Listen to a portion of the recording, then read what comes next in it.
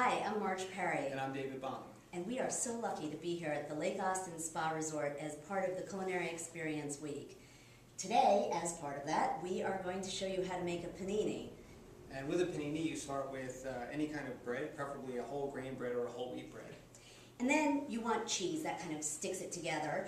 And you have your choice when you use cheese. You can use a little bit of a really flavorful high-fat cheese, or if you like your panini to be all melty and ooey gooey, you can use more of a low-fat cheese. Such as Kerrygold low-fat cheddar or the Cabot low-fat cheddar. Our two favorites.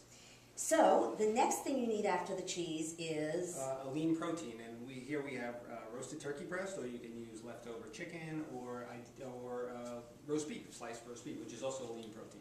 Or he likes it with protein. I love it with grilled vegetables. So I might make mine with some roasted peppers and avocado and a grilled portobello mushroom. Either way, you can put anything you want in a panini. But now David is going to show us a little bit about building it and how to cook it. Okay, so we start with our bread. Make sure the bread is both facing the same way, so when you top it, the creases on the top line up. And you start with the cheese, and I'm going to go for the low-fat cheddar. And you start with, you want it closest to the bread, and then I'm going to take some avocado. Now, it's really nice when you're making the panini to make sure that your colors alternate because the end result is prettier. Won't change the flavors, but it does, you do eat with your eyes, so it makes it nice. And then we have nice roasted peppers. I bet we're doing a protein one that you like, We right? are, yes. And we're going to go with the nice, beautiful roast turkey that we have here. And this is a smoked turkey that he smokes himself here. It was house smoked by the nice, chef Terry Conlon, which is absolutely delicious. I can smell it here. I just want to eat it up now. And I'm going to top it with a little more cheese.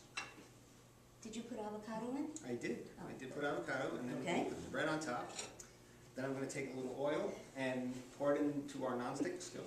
And a lot of people think it's okay to use nonstick spray like Pam in a nonstick skillet. You really don't want to do that. It eventually corrodes the surface. So you're much better off just wiping it, as David is doing here, wiping a little bit of oil. You get very little oil. You're not increasing your calories or your fat by any more than a minuscule amount. And then you heat up the pan. Over medium heat until hot.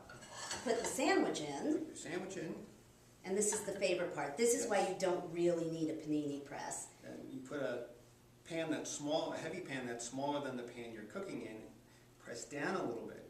And if you don't have a really heavy pan, you can make it heavier by adding a can of tomatoes or whatever you have on hand. You're not going to ruin the can.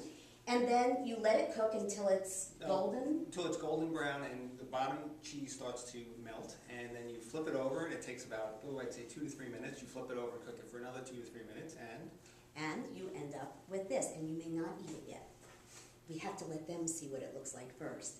Here you go, that's a panini, here from beautiful Lake Austin Spa Resort, where we just love to be.